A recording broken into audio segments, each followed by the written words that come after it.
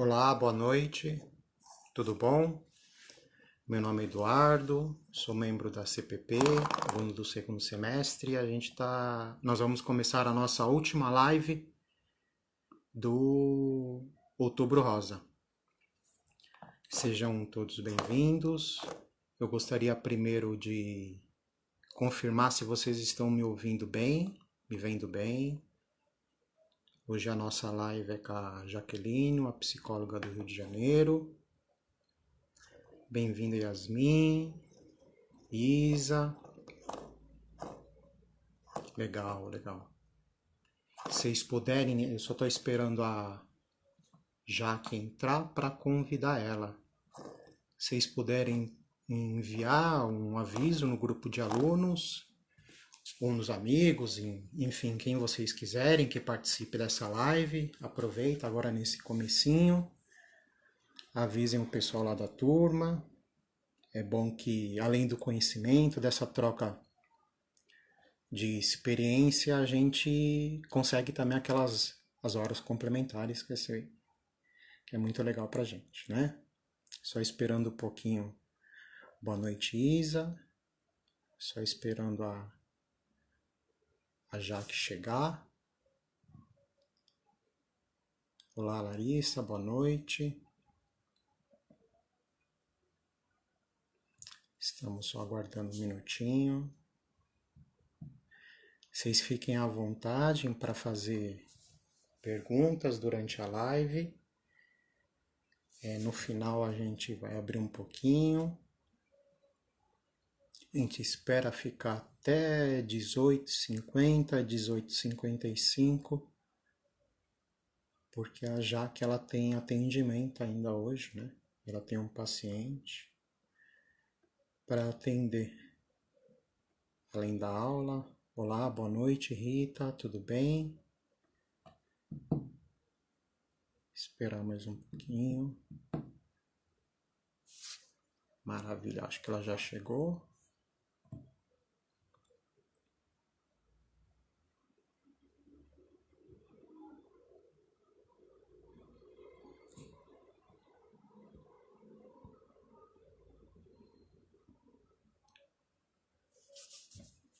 Deixa eu guardar mais um pouquinho. Oi, Ju, boa noite, tudo bom? Maneiro.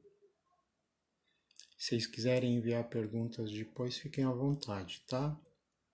Os comentários estão abertos. Vão ficar abertos durante a live toda. Esperar só mais um pouquinho. Eu falei com a Jaque há pouco. Ela só está terminando só uma tarefa e já entra para conversar com a gente.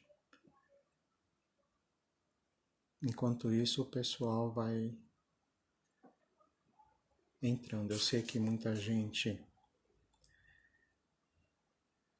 não pode entrar agora devido ao trânsito, ao trabalho, mas todas as lives ficam gravadas.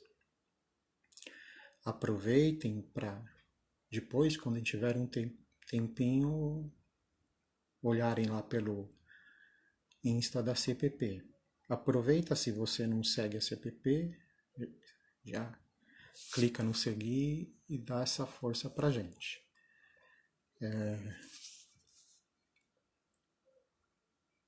As lives anteriores também, assim como as do Setembro Amarelo, já estão disponíveis também.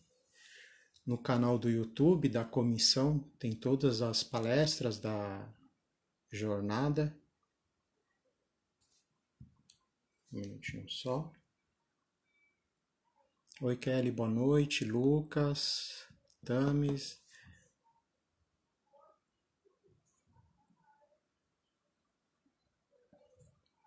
A gente está aguardando só a Jaque entrar, tá bom, pessoal? Acho que não demora muito, não. Olá, Beca, boa noite. Oi, Kelly, tudo bem? Minutinhos. Eu acho que ela já entrou. Vamos tentar adicionar.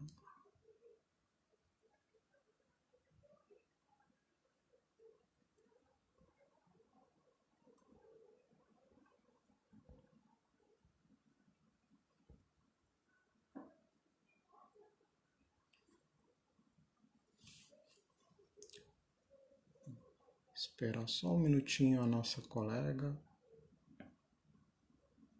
E aí, pessoal, reta final, NP2 logo aí.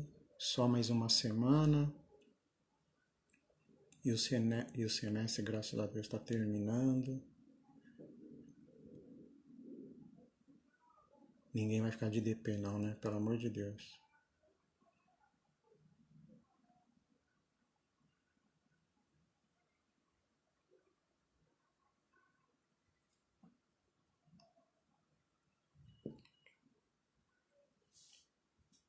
Eu tô falando um minutinho só, já tô falando com ela.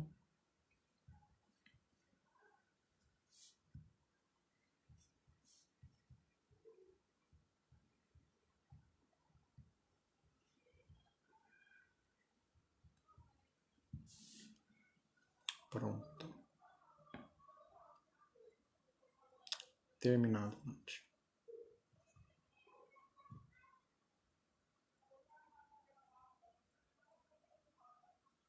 Ela já tá chegando, pessoal. Um minutinho só.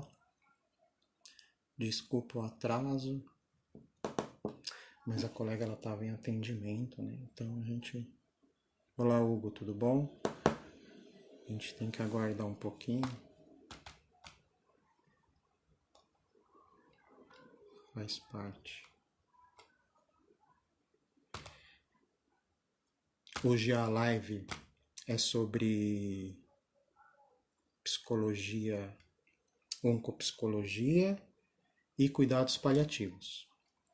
É um tema muito legal, particularmente eu gosto muito, penso bastante em seguir especialização nessa área.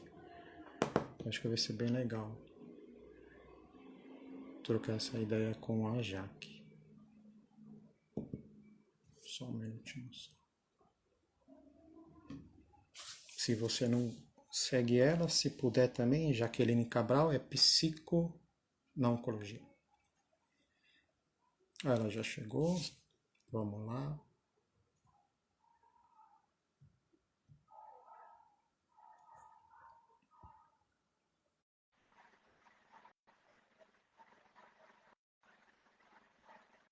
Esperar ela aceitar. Olá. Olá, boa noite. Boa noite, Jaque, tudo bem? Boa noite, tudo bem? Tudo bem, seja bem-vinda. Meu nome é Eduardo, eu sou aluno do segundo semestre lá da Psicologia da Unip Paraíso, aqui em São Paulo. É um prazer muito grande conversar com você. Estava falando com o pessoal a respeito do nosso tema, um pouquinho do seu currículo, mas só reforçando. Você é graduado em Psicologia, especialista em Oncologia e Cuidados Paliativos pelo INCA, né? E é mestrando em Bioética pela Federal do Rio de Janeiro. Você está morando no Rio, você é carioca da Gema? Ou você... Não, eu vim Não? para cá para fazer. Fui para Niterói fazer faculdade, depois eu vim para o Rio fazer residência, aí eu fiquei no Rio. Legal, muito legal.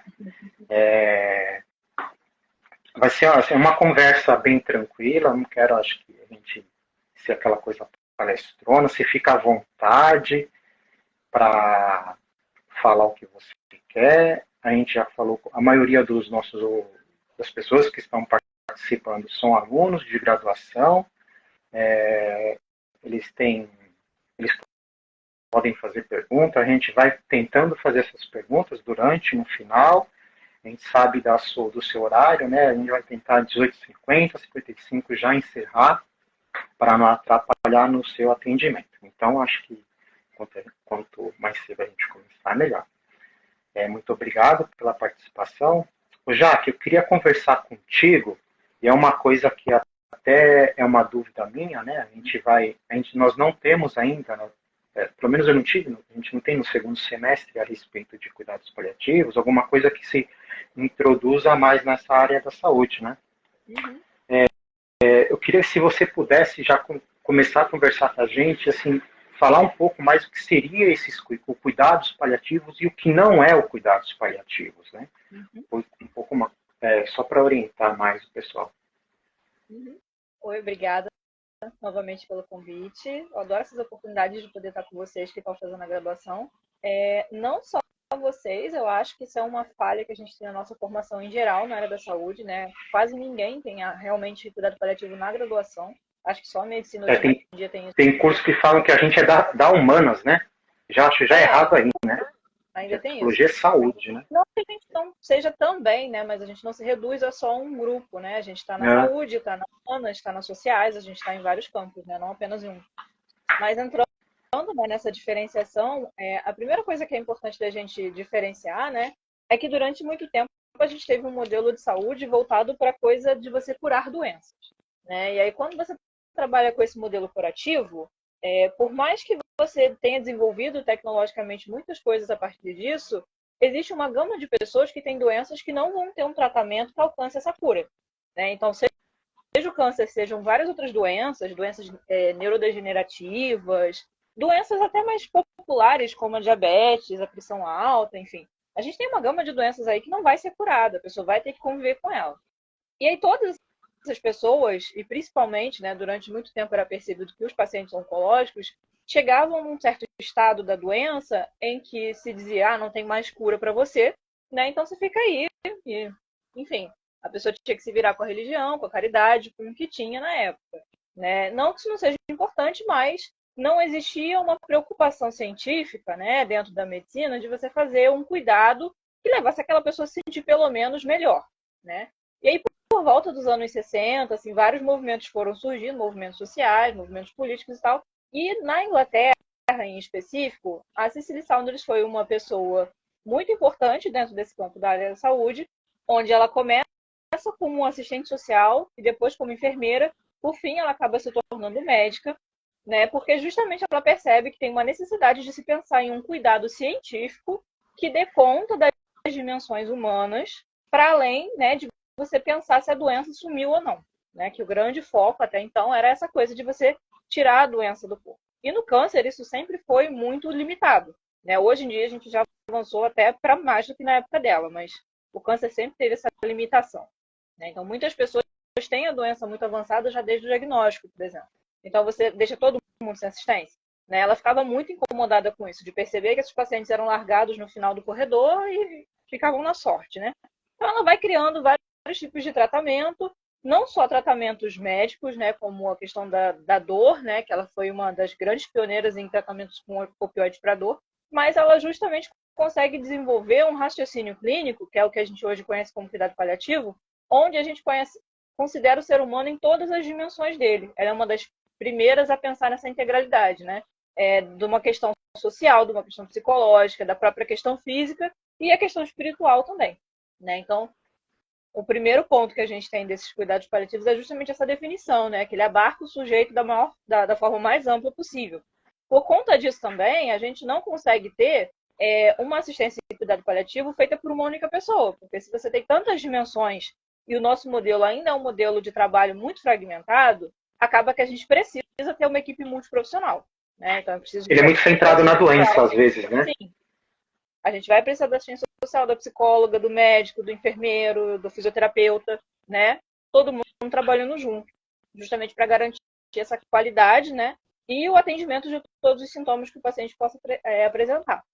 E aí, né, por conta da gente ter tido esse desenvolvimento que acabou muito atrelado à oncologia e ainda aos pacientes próximos do fim da vida, ficou-se muito tempo com essa impressão de que, então o cuidado paliativo é quando a pessoa está morrendo, ou então é quando a pessoa, né, o famoso não tem mais nada para fazer. E aí hoje, né, depois de muitas modificações e de organizações e de redefinições, a gente tem uma visão de cuidado paliativo muito mais ampla, né, onde você atinge todas as doenças que têm esse potencial de levar a pessoa ao falecimento, né? Então não se restringe só ao câncer, você pode pensar nela para uma tuberculose multiresistente, para uma DPOC, para uma outra doença que tenha esse perfil, né, de doença crônica que tem uma evolução negativa. Então, vai tendo toda essa mudança, né, de foco, não só limitado a uma doença ou algum tipo de doenças, né? Isso vai sendo ampliado. E também, né, esse entendimento de que quanto mais cedo esses cuidados forem feitos, melhor. E não só restrito, né, ao final da vida.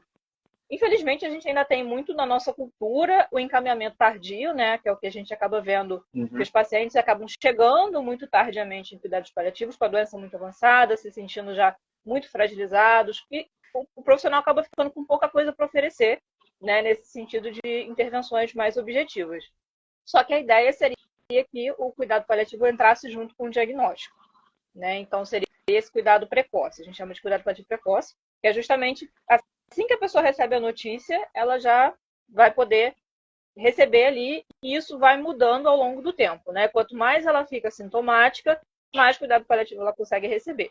Porque uma das coisas também, né, importantes dentro dessa área é essa questão de controle de sintoma, de você conseguir ajudar o paciente a ficar mais confortável, né? Então, por exemplo, um paciente que tem câncer de mama com uma queixa de depressão e outros quadros na situação dele que ampliam uma sensação de dor, né?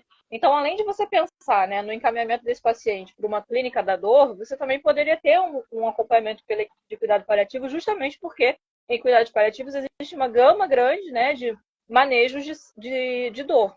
Então, não precisaria esperar essa paciente chegar lá num estágio super avançado para ela poder receber esse tipo de cuidado, né? O ideal seria fazer as duas coisas concomitantemente, e aí quanto mais perto o paciente chegasse, né, do desfecho, fosse o óbito, né, ou fosse o controle, mais isso modificaria, né, essa inserção de cuidados paliativos.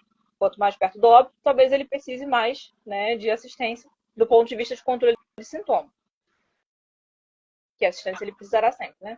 E um outro ponto muito importante nos cuidados paliativos também é que talvez em outras áreas isso apareça menos, ou talvez na pediatria isso apareça com um pouco mais de frequência, mas dentro dos cuidados paliativos é muito incomum, é muito comum, e não só comum, como é necessário, que a família seja devidamente incluída nessa assistência. Né? Então, você está preocupado ali não só com o paciente, mas com toda a rede de apoio dele ali, das pessoas, principalmente as pessoas mais importantes, né? Os cuidadores principais, quem está ali com ele mesmo no dia a dia. E aí isso vai tanto do momento da doença, quanto até depois da morte. Então, a gente tem um acompanhamento de luto que se estende até depois do falecimento do paciente. Ô, Jaque, desculpa te cortar. Até aproveitando essa sua fala, eu estou lendo os livros da professora Ana Cláudia Quintana Arantes, né? E ela tem uma frase, acho que é muito legal. Assim, duas coisas que me marcou bastante, que ela fala assim, medicina é simples, né? Difícil é psicologia. Né? E uma outra coisa que eu achei muito legal, assim, eu sou técnico de enfermagem e estou fazendo essa transição para psicologia. E eu vejo muito legal. Isso quando o paciente ele é um pouco mais crônico, ele é mais crônico, né? Assim, a gente nunca fica doente sozinho. Puxando isso para a psicologia, falando um pouco também mais de câncer, com cuidados paliativos, a tua experiência, como que o trabalho do psicólogo, como que é o serviço de psicologia, quando a gente tem já tem o aceite da família e do paciente para paliativar, para essa paliativação, né?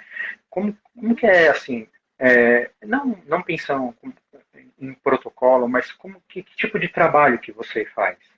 Como que é assim, até você falou, até pós-luto também, mas até pensando até eu acho muito, é difícil para a gente, às vezes é difícil você ver uma evolução de um médico, porque ele fala fase final de vida, né?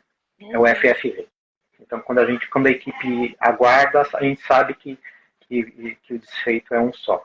Mas, assim, até esse momento, qual é o trabalho que a psicologia faz com paciente oncológico paliativo? Eu costumo dizer que a gente vai atravessar todos os momentos com eles, né? Desde esse primeiro momento do diagnóstico e às vezes do encaminhamento, né? Porque alguns pacientes, eles meio que mudam de setor quando eles vão para cuidados paliativos. Eles saem, às vezes, de um setor de onco e vai para uma clínica mais específica, né? Mas algumas pessoas já recebem essa informação assim que elas são diagnosticadas com câncer, né? Porque a doença é muito avançada. Então, muitas vezes, já desde esse começo, a gente já entra com o acolhimento daquele paciente, daquela família, né? E ajudá-los a entender isso que está acontecendo, né? Porque muitas vezes é um momento de crise, e também como é que se dá, né, para eles poderem lidar com essa mudança ou com essa inserção nos cuidados paliativos, né? Porque para alguns pacientes é o que você falou, é a questão do aceite, né? Para algumas pessoas é muito negativo, algumas pessoas se recusam, né? Tudo também depende da forma como foi feito, né? Algumas pessoas se aborrecem, então tudo isso a gente vai acabar avaliando também, né?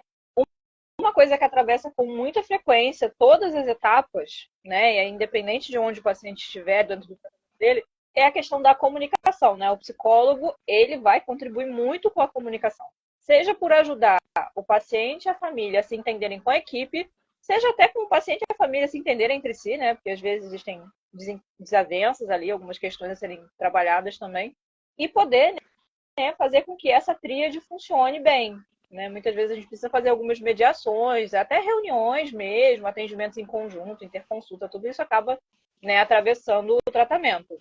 Além disso, né, a gente ajuda a identificar alguns sintomas, né? Muitas vezes o nosso trabalho com o psicólogo entra, às vezes eles pedem a gente mais como uma coisa na direção de diagnóstico diferencial, né? O paciente está muito agitado e aí a equipe não sabe se ele tem um transtorno psiquiátrico ou se aquilo é um quadro de delírio que está começando.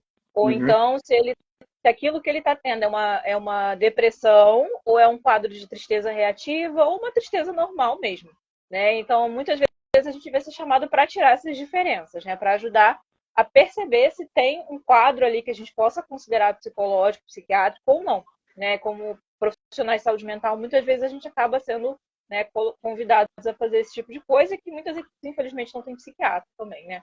Por conta disso também, a gente acaba muitas vezes ajudando com relação a medicações, né? Mesmo que a gente não prescreva, essa coisa do diagnóstico diferencial, às vezes, né, a gente acaba trabalhando junto com a equipe para poder tirar algumas dúvidas, né? Às vezes um médico está pensando em passar um antidepressivo e aí ele te pergunta o que você acha, se aquele momento é adequado, se realmente é um caso, né? Até porque existem medicações que interagem entre si, né? O paciente da oncologia, às vezes, ele toma várias coisas, então tem todas essas questões, né? Então, a gente acaba aprendendo um pouco também sobre esse manejo de remédio e tal, né? A própria doença também a gente precisa conhecer o câncer minimamente para poder entender e principalmente para poder orientar, né? Uma das coisas que a gente também faz ao longo do tempo com relação à comunicação é as orientações, seja o paciente, seja a família, né? Então, muitas vezes a gente vai fazer psicoeducação, né? As nossas orientações enquanto psicólogo, essa medicação aqui pode te ter sintomas de ansiedade. Então, se você está tomando certo tipo de corticoide, vamos conversar com o médico para você tomar de manhã, porque senão você pode ter problema para dormir. Então, a gente vai nessas orientações, né? Que acabam ajudando também o paciente até a ter uma adesão melhor. E aí, né? Além disso, a gente tem uma outra coisa importante, né? Que já que a gente faz toda essa percepção, a gente faz os nossos atendimentos, né? Normalmente. E a gente vai fazer a avaliação do paciente, né? O que ele tem, como é que é a história de vida dele, como é que foi para descobrir a doença, como é que ele está lidando com a doença, investigar mesmo a vida dele e a relação com a família e com a doença ali. E para isso também, né, gerar um plano de cuidado, que é o que a gente pretende fazer, né, a seguir, quantas consultas, quais consultas a gente vai fazer, se são consultas de orientação, se são consultas de acompanhamento, qual a frequência, tudo isso. Né? E o acompanhamento é durante a internação inteira? Dependendo, né, do paciente, sim. A maior parte acaba tendo. Aí o fortalecimento da rede de apoio é muito importante nesse momento, não é? E é um trabalho que a psicologia trabalha isso mesmo, é uma coisa que às vezes você concentra um pouco mais. Eu pergunto, porque eu vejo muita diferença quando você tem uma família muito presente, né? Até a gente sabe que não tem uma evolução, às vezes, positiva, mas o enfrentamento do desfecho, né, quando o paciente é um pouco mais, quando ele é mais consciente, não um paciente que às vezes está um pouco mais, começa a ficar inconsciente, cognitivo diminuído, o fortalecimento da rede de apoio por paciente é muito importante. E a psicologia trabalha bastante isso nesses atendimentos. Às vezes até mais a família do que o paciente, em alguns casos. Tem pacientes que têm menos demanda que a família. A família, às vezes, precisa se reorganizar, precisa de apoio, né? Ou então é uma pessoa sozinha para fazer muitas atividades. Né? A gente acaba avaliando também esse cuidador, principalmente o cuidador que é o cuidador de referência, né? Aquela pessoa que meio que coordena o cuidado na família. Né? E aí vai tentando também oferecer um suporte a ele para que ele possa fazer o cuidado, né? Até porque a maior parte dos pacientes, mesmo que eles não tenham uma perda funcional muito grande, a gente precisa trabalhar com essa possibilidade. E muitos pacientes, de fato, têm perdas funcionais, do tipo de não conseguir mais andar, né? De não conseguir mais falar, ou algum outro tipo de situação que ele possa passar, né? Então a gente acaba ajudando também, porque se a família não tiver como ajudar o paciente muitas vezes fica sem apoio, né? E até quando o paciente não tem realmente uma rede familiar ou uma rede de amigos, né? Às vezes são amigos, não são nem da família de fato. É importante também pensar, né, em como assistir esse paciente para que ele não fique sozinho, abandonado. Então, alguns pacientes acabam sendo institucionalizados, e aí vai depender muito, né, do serviço que você tem acesso. Um outro ponto também importante, né, você comentou da questão da internação, é que a gente acaba tendo na nossa cultura, né, uma tendência a ter cuidados paliativos mais em hospital, até porque a nossa psicologia hospitalar, né, é muito literalmente hospitalocêntrica, mas hoje em dia a gente entende que cuidados paliativos deveria ser em qualquer lugar da rede de saúde, né? Então, na atenção básica, na atenção secundária, saúde no ambulatório, pública, né? como um todo. Né? Inclusive, hoje está num processo político, né, na próxima conferência de saúde, de poder justamente botar isso como uma prática da política pública a nível de atenção básica para ser o mais geral possível, né? Porque é muito difícil você ficar só baseado em alguns hospitais de referência, senão a população fica muito desassistida, né? Que é o que a gente acaba vendo com alguma frequência também, né? Mas é isso.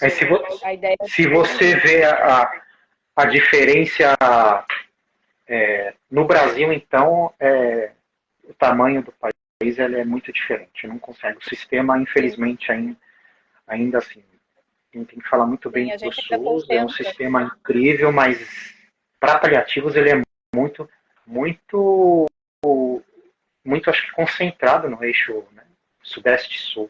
Não sei. Sim, é muito concentrado ainda. Até que a gente mesmo tem, que seja uma ciência nova, né? Ela tem o que? Acho que tem nem 150 anos, né? 60 anos no máximo, acho que não chega a 60. De Brasil mesmo a gente tem, vai fazer 30 por aí. É pouco, né? 40, mas é do final dos anos 80. Né? Então, assim, Jaque, a gente cresceu muito recentemente, a gente cresceu muito enquanto, né, referências institucionais e tal, mas é isso, o tamanho do Brasil a gente está muito para trás. Jaque, você vê, existe uma diferença, eu posso estar errado, existe aquele paciente que é um paliativo oncológico de um paliativo que não seja oncológico, não sei, de repente um renal agudizado, ou igual você falou, um DPO-cítico, alguma assim, tem alguma, em relação para a psicologia, tem alguma coisa, tem alguma diferença desses pacientes quando a gente fala paliativo, não que a gente pode englobar todo mundo, mas quando ele é oncológico, ele é um pouco mais diferente? Eu acredito que seja no sentido de mais referência, sabe? Na oncologia a gente já tem um terreno mais desbravado, digamos assim. Até porque no Brasil a primeira referência de cuidado paliativo é oncológica, então a gente acaba ficando muito nesse nicho, né? Mas a tendência é que a gente assuma todas essas áreas, né? A renal crônica, as doenças respiratórias, as doenças neurológicas, enfim, tem uma gama de doenças aí, né, que precisam dessa assistência. E que o que pega mesmo é justamente a gente conseguir ter o conhecimento ali de atuar naquela área, né? Porque muitas vezes das nossas competências, né, que até esse ano, né, lançaram a lista das competências do psicólogo em cuidados paliativos, que aí ela é geral também, né, não é só de uma área. E aí justamente, né, existe uma certa diferença entre a gente ter conhecimento teórico, né, e esse saber fazer, né? Como é que a gente vai atuar de fato com o que a gente sabe, né? E acho que o que pega um pouco é justamente essa parte da área mais biológica, né? Porque a gente não tem na graduação, muitas vezes, esse conhecimento do que é uma doença renal crônica, o que é uma fibromialgia, o que é um DPOC, o que é um câncer, né? São coisas que a gente vai acabar estudando depois, ou que muitas vezes aconteceu até então, né? Que as pessoas são alocadas em lugares e elas se viram meio que para aprender, né, a fazer aquilo. Né? Então, o que eu acredito que diferencia mais é isso, é o profissional saber minimamente o que se trata, aquela clínica, aquela doença, quais são as questões que podem aparecer mais. Né? É claro que diante do sujeito a gente vai escutar o que o sujeito tem para dizer, mas não é para também a gente ignorar que existe uma questão orgânica ali que muitas vezes vai trazer algumas coisas. Né? Então, por exemplo, para um paciente que tem esclerose múltipla, eu não posso ignorar que ele talvez conviva com a preocupação de quando é que a doença dele vai sair do controle. Isso igual o paciente com câncer tem o medo de ter uma remissão, de depois da remissão da doença, ter o retorno da doença. Então, às vezes... Isso deve, acho que, perdurar, né, a vida inteira, né? Sim. Dependendo do câncer. Sim. É um fantasma que assombra, deve ser horrível isso. Sim. E aí é justamente isso, né? Entender que algumas questões, elas vão aparecer. Mesmo que o paciente seja, né, que ele traga a singularidade dele. Existe uma coisa, até da nossa experiência social com as doenças, né? O câncer tem um significado social diferente de uma diabetes. Os dois podem fazer as pessoas passarem por amputação, as pessoas passarem por grandes sofrimentos, internações longas, restrições alimentares, restrições da vida, mas ninguém olha para a diabetes do mesmo jeito que olha para o câncer. São coisas completamente diferentes, no significado social, cultural, né? Então a gente também não pode ignorar isso, né? Se o paciente chegar e falar que ele sente que a vida dele acabou, ele está trazendo muito mais coisas do que só a experiência dele com relação àquilo. Apesar dele trazer ela também, é claro.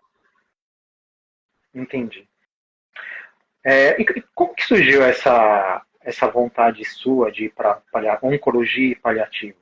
Da onde você saiu? Aconteceu na graduação? Se você puder só contar um pouquinho da sua história até o mestrado na FRJ? Foi na graduação, né? Eu estava para ir para o meu primeiro campo de estágio. Na época, eu vinha de uma pesquisa em saúde do trabalhador, não tinha nada a ver, né? Mas eu estava feliz, mas não era exatamente aquilo ainda. Até hoje eu carrego isso comigo, mas não era, nunca foi meu foco principal depois, né? E aí apareceu a oportunidade de fazer um estágio na oncologia, eu acabei me inscrevendo e eu fui aprovada para fazer, né? E fez aniversário esses dias até, dia 25. Você fez residência? Fiz residência. Fez residência. Legal. Indica também? Oi? Indica residência? Você acha que é um caminho assim? Sim. Difícil. No meu estágio, né? Eu acabei conhecendo os cuidados paliativos já como campo também, né? Eu fiz estágio, acabei fazendo nos dois setores ao mesmo tempo, que eram no mesmo nicho do hospital. Né? E depois eu conheci pessoas que tinham feito a residência e eu quis fazer a residência, né? Acabei entrando na residência em 2017 e indico principalmente para quem quer ter a vivência, né? E conhecer mais sobre a área de oncologia, né? Enfim, hoje em dia a gente já tem mais algumas opções, né? De lugares para fazer em oncologia. Aqui no Rio de Janeiro tem 2 só, mas acho que em São Paulo tem bastante, tem mais até do que aqui. E é um campo muito rico, é um campo que tem uma tendência a expandir, né? Porque como a gente tem a história do envelhecimento populacional, né? E a tendência a aumentar as doenças crônico-degenerativas, acaba que, né, a nível de campo de trabalho, é um campo com promessas de expansão. Que já apareceu nesse último censo, né? O envelhecimento da população, o aumento do envelhecimento, né? Eu acho que é um campo da psicologia, uma atenção que é um público que vai aumentar bastante. Já que você tinha falado um pouco no começo em relação a tempo, e a gente, até pensando no tempo que a gente fala assim, o tempo na saúde não é o nosso tempo, é o tempo do paciente. Eu não posso falar, às vezes o paciente reclama de uma dor, mesmo que eu tenha alguns procedimentos a cumprir para tentar modificar essa dor, ou tratar ela, não é o meu tempo, é o tempo dele, né? Porque só ele sabe o quanto está doendo, né? E pensando em finitude, no tardio dessa doença, como que é isso? Como que é trabalhar com um paciente que é paliativo? Porque morte é um assunto hoje que às vezes é um pouco tabu, mas acho que a única certeza que nós temos é que um dia nós não estaremos mais aqui. Mas é um assunto que a gente precisa falar, mas acho que é ficar mais claro. Ninguém espera entrar no hospital e sair com um diagnóstico. Olha, você vai entrar em cuidados paliativos e, né, parece simples falar, mas deve ser uma notícia um pouco difícil, né? Como que se trabalha, como que a psicologia trabalha com essa finitude, com essa questão de tempo com o paciente, com a rede de apoio dele? Digamos que a gente trabalha de 2 vertentes, né? O tempo do sujeito e da família, enquanto a gente consegue, né? Enquanto a gente consegue organizar isso dentro da rotina até das unidades. Mas também a gente tem, do ponto de vista teórico, de embasamento, a noção de prognóstico, né? Então, no sentido, né, que algumas pessoas entendem de fazer aquelas previsões do tipo, o paciente vai viver 3 meses. Né? Não se trata disso. Mas é uma forma da gente poder pensar em quais estratégias e quais intervenções são mais adequadas para o paciente. Então, por exemplo, se eu vejo que o paciente tem uma doença muito avançada e que está muito frágil e que está muito debilitado, não adianta eu querer fazer com ele um atendimento a cada 15 dias durante 7 meses, 6 meses. Né? É muito mais interessante eu pensar em intervenções mais imediatas. Né? Então, quando a gente trabalha em prognóstico, a gente trabalha justamente com esse tempo que a gente tem. Né? Então, às vezes, eu vou ter que pensar numa maneira de trabalhar com o paciente em um dia, ou então em horas, e outros eu vou trabalhar meses, anos, né? Então, isso vai variar bastante. Né? E com essa questão, né, dessa proximidade da morte, desse processo de finitude, muitas vezes a gente vai trabalhar com o paciente no sentido de ajudar ele a dizer o que ele quer, né? Tanto para manter a autonomia dele enquanto uma pessoa que tem desejos, que quer dizer que quer comer tal coisa, que quer ver não sei quem, enfim, né? Fazer esse processo, às vezes, de recuperar contatos que ele tinha perdido da família, fazer despedidas, né, se for o caso, enfim, essa reaproximação do que for possível, né, e poder, né, ajudá-lo a participar e estar ativo o máximo de tempo possível nesse final da vida dele. E com a família é poder ajudar a viver esse momento, né, muitas vezes fazendo acolhimento, oferecendo suporte, né, porque já é um processo realmente mais difícil, né, a gente já sabe que a tendência é as pessoas estarem mais tristes, mais preocupadas, né, poder ajudá-las a viver esse momento. Né? O nosso foco vai ser sempre esse, né, de ampliar a vida no sentido de que a pessoa se sinta viva, né, e não só de que ela viva mais tempo, né, mas que ela possa aproveitar o que ela consegue aproveitar ali.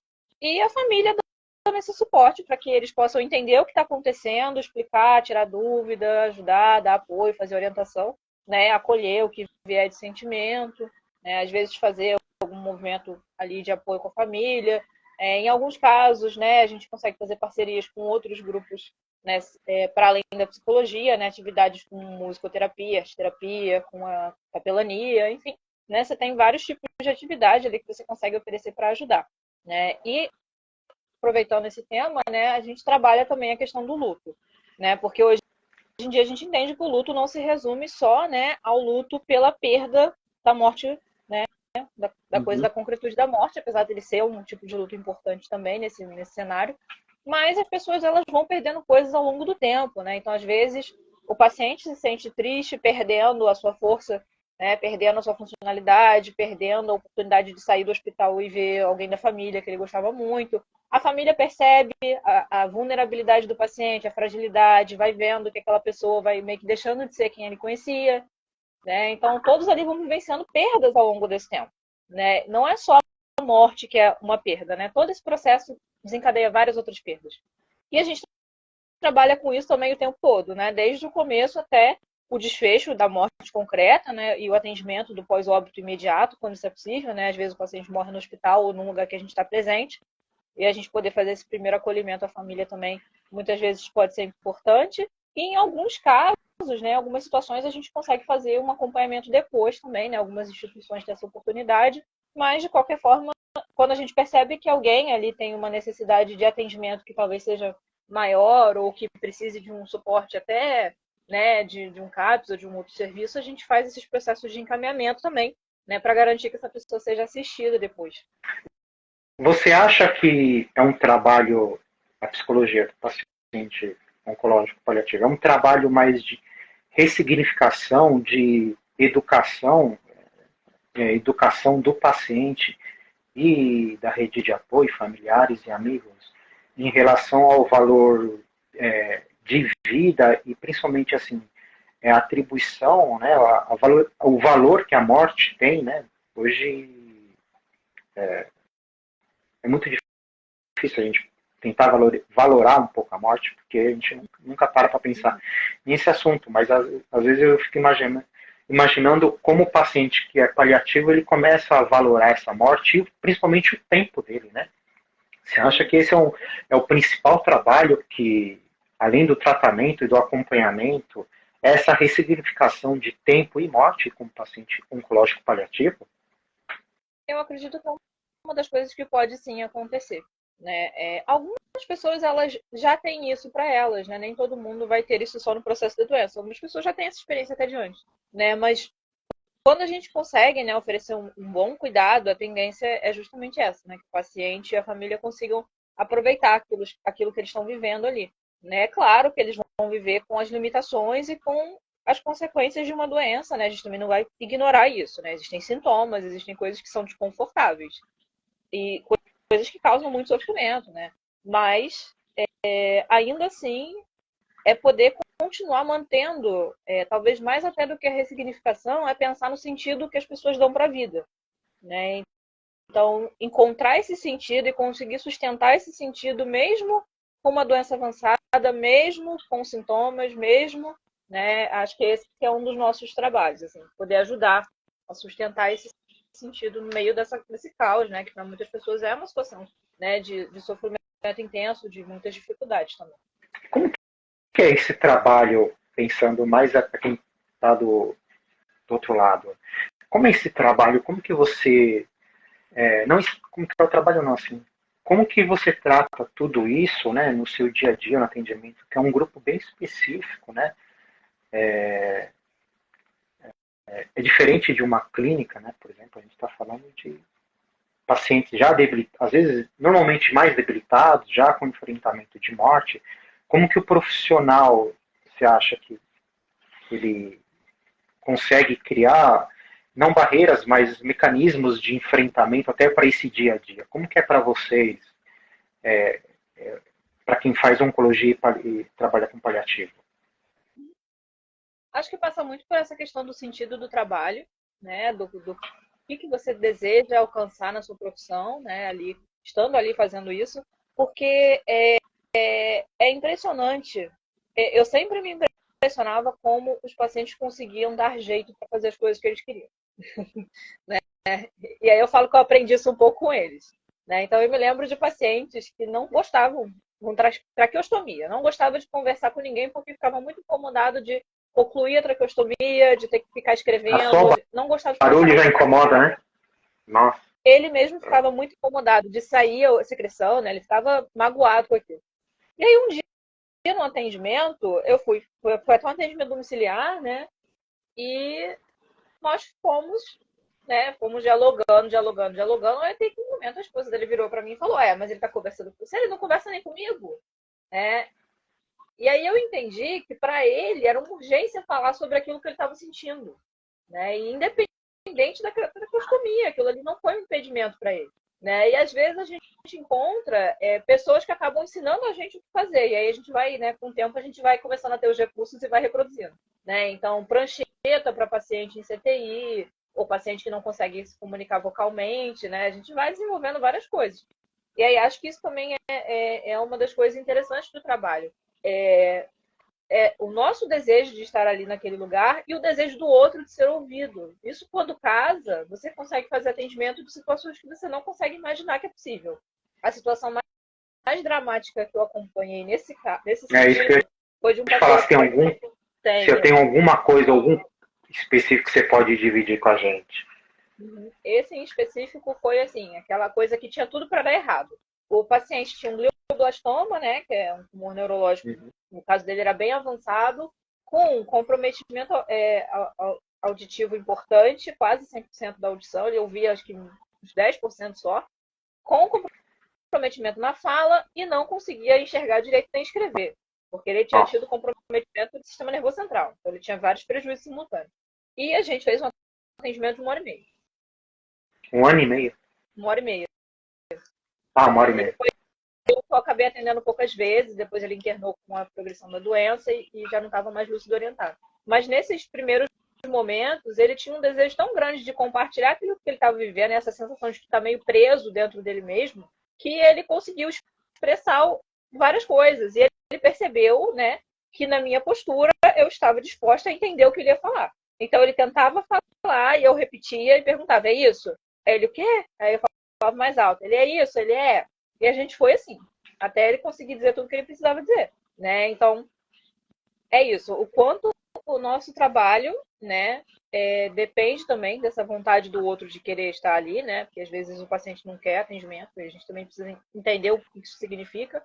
né? Mas é isso, o sentido do paciente e o nosso sentido também no nosso trabalho são coisas muito importantes para a gente conseguir estabelecer essa comunicação, né? Porque as pessoas sabem quando a gente vai para fazer algum tipo de intervenção ou falar alguma coisa e a gente não está interessado, né? E um paciente nessa clínica, é o que você falou com a questão do tempo.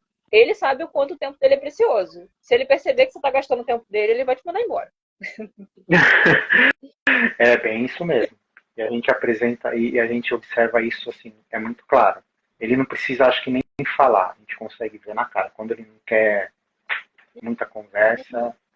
E é isso aí, com o tempo você pega esse, sabe, esse lance de você de perceber o paciente, né? Isso acho que é uma característica muito fundamental, né? Não só empatia, conhecimento técnico acho que é básico para a profissão. Sim. Mas acho que uma característica principal para quem trabalha com esse público é essa sensibilidade um pouco mais aguçada que você precisa, não é? Sim, porque às vezes o paciente vai querer se comunicar por gesto, né? Por apertar a mão. Esses casos de tumor neurológico, às vezes, eles não têm quase nada da condição motora preservada, ou até da comunicação mesmo, né? Eles, às vezes eles tentam por gesto, e você vê que existe uma urgência ali de falar, né? Então é isso, que a gente também não só não silencia, mas também ajude as pessoas a ter voz, né, em alguns casos.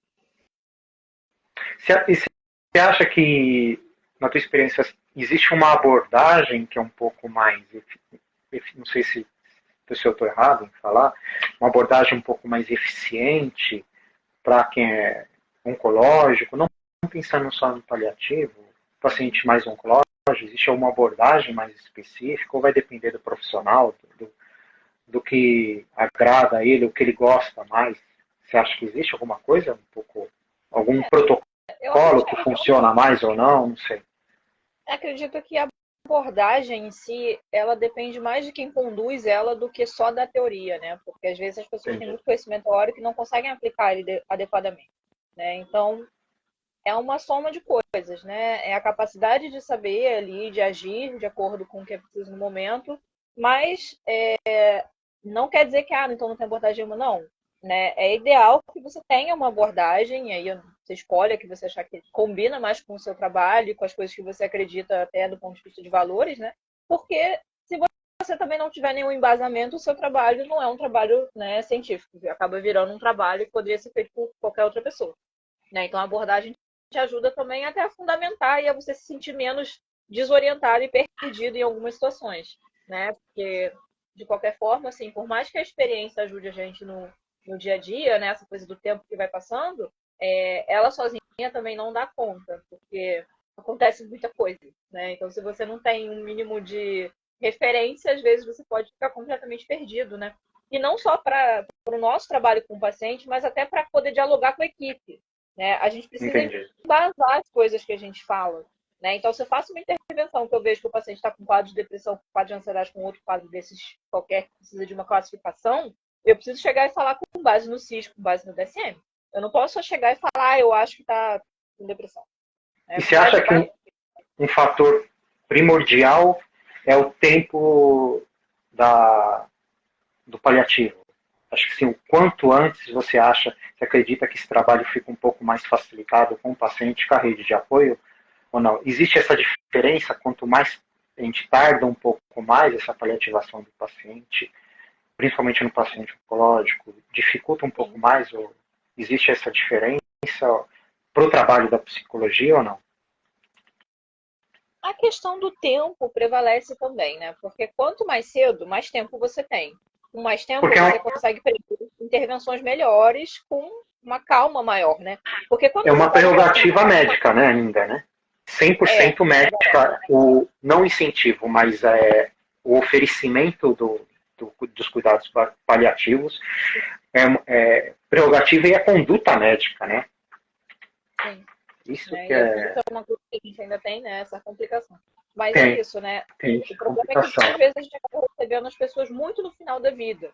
Né? E aí você às vezes tem muitas coisas para lidar ao mesmo tempo. Né? Controle de sintoma que às vezes fica completamente difícil de conseguir. é uma família muito angustiada, recebendo um monte de Nossa, cara, deve notícias ser uma muito atrás da outra, difícil. né? É um cenário que fica muito mais difícil de manejar nesse sentido, né? Porque as pessoas vão ter que assumir, vão ter que lidar com muitas coisas muito rápido, né? E às vezes é muito rápido mesmo, questão de horas, de dias, né? Então, assim, recebe a notícia num dia, o paciente já está muito mal no outro, no dia seguinte, no terceiro dia ele faleceu. E aí tem E que estar dependendo do resolvendo a câncer, é tristeza, pior ainda, né?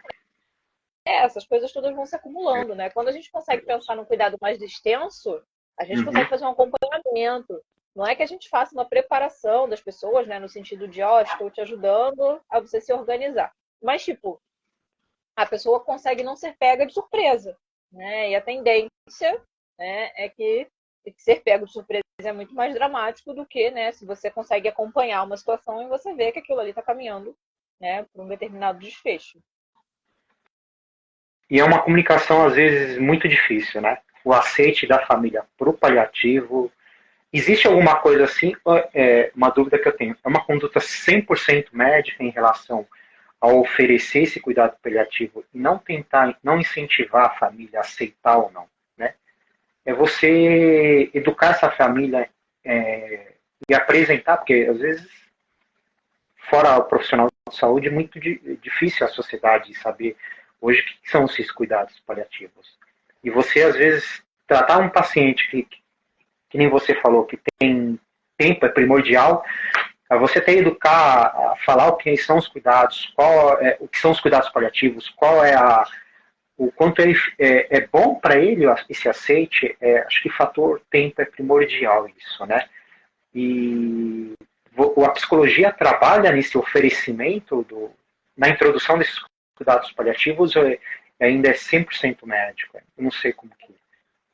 Vai depender muito do lugar onde você está, infelizmente, Entendi. sabe? Em boa parte dos lugares, ou em alguns lugares, a gente vê uma aproximação da equipe médica com outras pessoas da equipe para fazer esse processo, né? Não é o médico sozinho, por exemplo. Em alguns lugares até, o médico até pode fazer o encaminhamento, mas quem faz mesmo a conversa para explicar ou é a enfermagem, ou é a enfermagem da psicologia. Às vezes são pessoas que não são exatamente a equipe médica. O viés do médico, né, dependendo da instituição, está muito ligado ao tratamento, né? Porque em muitos lugares você separa os pacientes que fazem quimioterapia dos pacientes em cuidado paliativo. Né? E quando você tem essas separações, acaba que tem essas coisas, né? Se o médico diz que não vai fazer quimioterapia, o próximo tratamento é cuidado paliativo. Né? Então, tem uns lugares que funcionam assim. E às vezes, né, o paciente até poderia fazer uma quimio paliativa, mas enfim, isso é outra história. Né? E é uma coisa até que fica com essa impressão errada, né? De que o paciente de cuidado paliativo não faz mais nada. Nada. Não. Né? O tratamento com antibióticos, se for necessário, vai fazer. A quimioterapia paliativa, se for possível e valer a pena, vai fazer. Radioterapia para controle de alguns sintomas também compensa. Né? Então, algumas cirurgias. Então, você tem alguns procedimentos que se mantém. Né? Que é também uma outra crença, né? Você fica nessa de não tem mais nada para fazer, aí você já acha que o paciente vai ficar só deitadinho na maca o dia inteiro sem fazer nada. Só tá esperando, né? Questão de tempo. Putz, isso é horrível, cara. Nossa, o paciente, é regressão. É a mesma coisa, né? Não é cuidados. Não é paliativo, não é cuidado, né? É você deixar o tempo correr. E acho que isso é fundamental, essa clareza para o paciente e para a família do que são os cuidados paliativos, para você aceitar, né? Sim, é fundamental. Aí sim você consegue fazer. Muito bem feita, né? E ela não pode ser compulsória, né? Você tem que explicar e a pessoa tem que ter direito de dizer que não, se ela não quiser. É uma conversa muito delicada, é muito difícil, né? Já que a gente está chegando no seu tempo, eu queria perguntar para o pessoal se alguém tiver dúvida. Nós temos 2 minutinhos, a gente não vamos atrapalhar já, que ela tem atendimento. Se alguém quiser perguntar alguma coisa, fique à vontade. Já que eu acho que uma última pergunta. Você, assim, você acha que paliativos é uma coisa que, até se é uma crítica que você faz também, né? Transformação, acho que da psicologia, saindo de humanas, indo para uma área de saúde, para a gente abordar e mudar esse terreno também, né? De olhar para o ser humano mais como numa forma holística, se você acha que essa abordagem do currículo hoje de psicologia, da falta de aprofundamento, né, em saúde, Você acredita que existe isso ainda da época da sua graduação até o seu mestrado agora? Você acha que é um diferencial ou é uma coisa que, assim, a gente vai conseguir, quem quiser uma especialização, uma pós-graduação? Ou você acha que existe, é uma coisa que se deve manter ali pós-faculdade, ou é uma coisa que seria bom introduzir no currículo hoje, da graduação?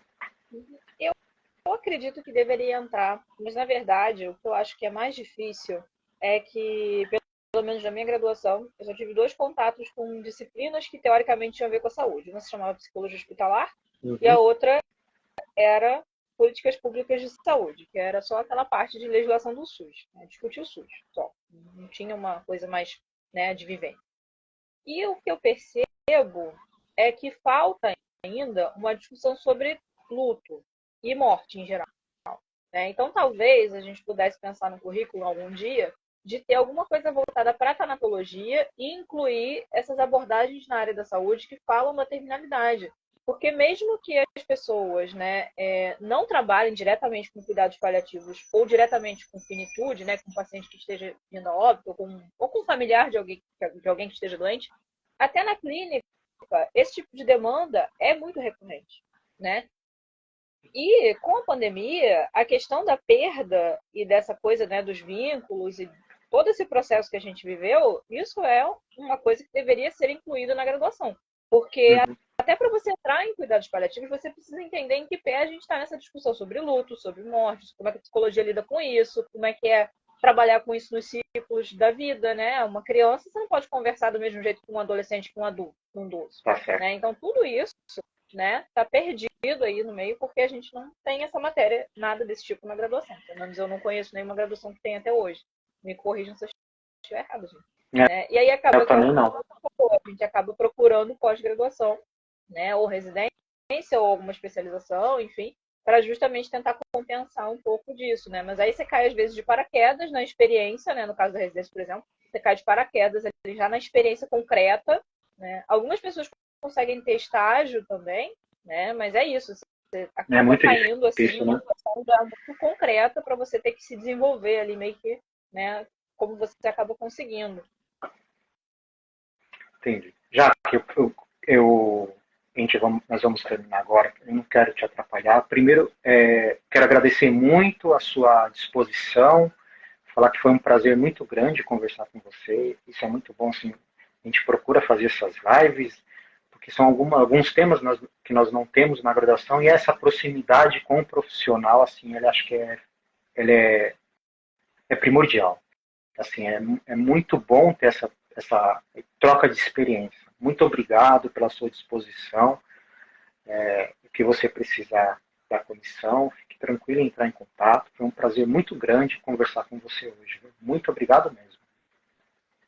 Eu que agradeço. Ponto sempre.